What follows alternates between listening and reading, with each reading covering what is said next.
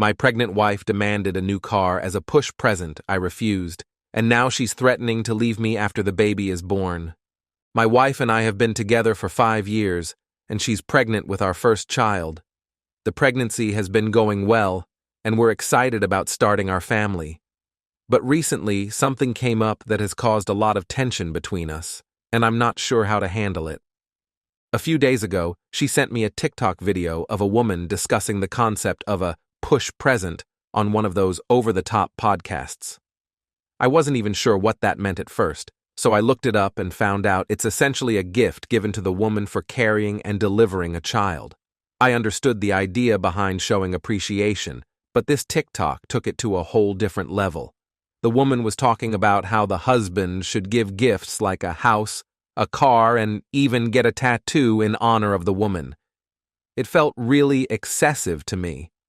Honestly, the whole concept seemed materialistic and just gave me a bad feeling.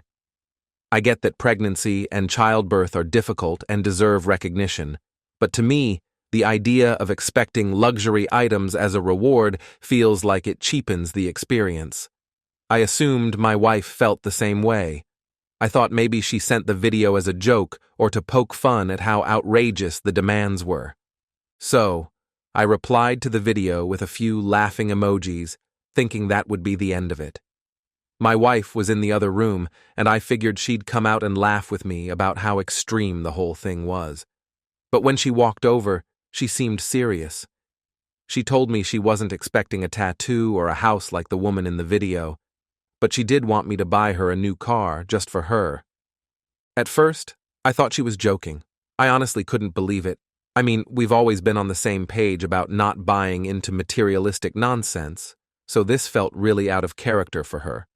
But when I laughed, she got upset and made it clear that she was serious. She said she thought she deserved a real push present and that a car was what she had in mind. I tried to reason with her. I said that the real gift is the baby we're going to have together, and I mentioned that I'd be happy to get her something thoughtful, like a nice piece of jewelry, or take her out for a special day. I even suggested a gift under $700, something meaningful but reasonable. But she wasn't satisfied with that. She insisted that a car was what she wanted, and that if I wasn't willing to give it to her, I was somehow devaluing everything she was going through. It felt like no matter what I said, it wasn't enough. I told her that if we were to get another car, it would be ours and not just hers, because I believe in sharing everything we have as a family. But she kept pushing, saying it wasn't fair to expect her to go through pregnancy and childbirth without getting something that was just hers. She even accused me of not appreciating her or thinking she was worthy enough. That's when things really escalated. I told her that, of course, she's worthy as my partner and the mother of our child, but I also reminded her that we both decided to have this baby.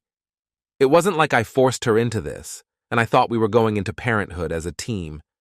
I didn't mean to sound dismissive, but I felt like I had to be honest with her about how unrealistic and entitled her expectations were. Now she's not speaking to me. She's been crying and complaining to her sister about how I'm being unfair, and honestly, I'm stuck. I feel bad that she's hurt, but I don't think I did anything wrong by giving her a reality check. I'm struggling to understand where this is all coming from, and I don't know what to do next. Update 1. After the argument over the push present, things didn't go back to normal as I had hoped. My wife continued to be distant, and while we were talking on the surface, it was clear something had shifted. She wasn't the same with me, and I wasn't sure how to bridge the gap. Every attempt I made to discuss the situation turned into another argument, and we weren't getting anywhere. The tension was making everything harder, especially with the baby coming soon. We hadn't even finished setting up the nursery because we couldn't agree on anything, from the theme to the furniture. Every little disagreement felt like it was linked to the unresolved push-present issue. It was exhausting. The more I tried to move on, the more she seemed to dig in.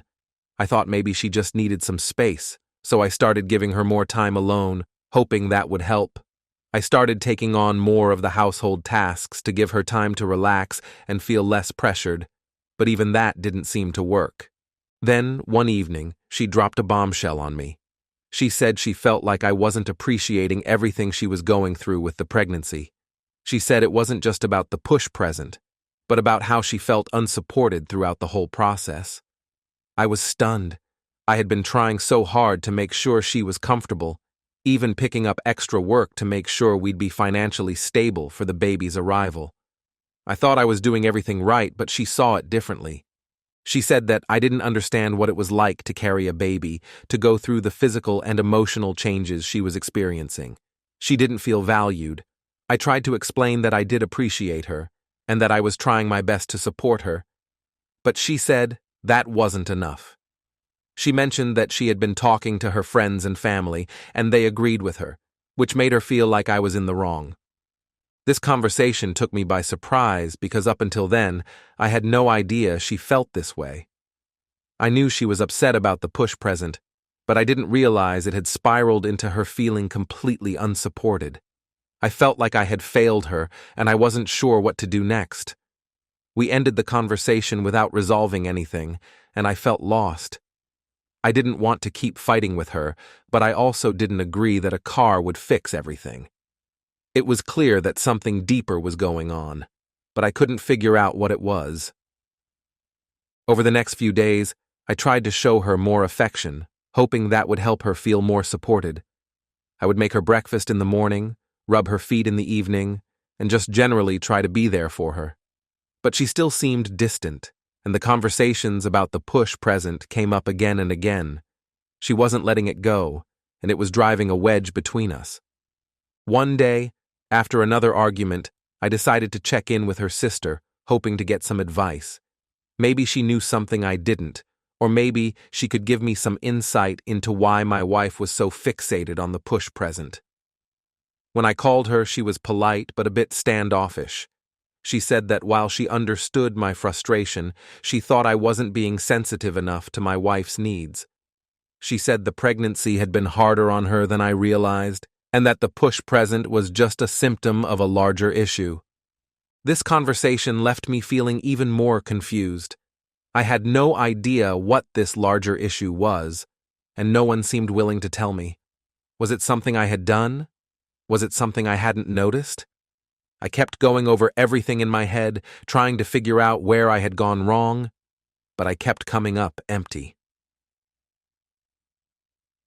Update 2. Things escalated even further last week when my wife finally admitted what had been bothering her. She told me she felt trapped. She felt like the pregnancy had consumed her life and that she had lost her sense of identity. She said she missed feeling independent and in control of her own life, and that was why the push present mattered so much to her. It wasn't about the car itself, but about having something that was hers, something that symbolized her own autonomy. Hearing this was heartbreaking. I never wanted her to feel trapped, and I certainly didn't want her to feel like she had lost herself because of the pregnancy. I told her that I understood where she was coming from and that we could work together to find ways for her to feel more independent, but she wasn't interested in any of my suggestions. She said that nothing I could offer would change how she felt, and that's when she dropped another bombshell.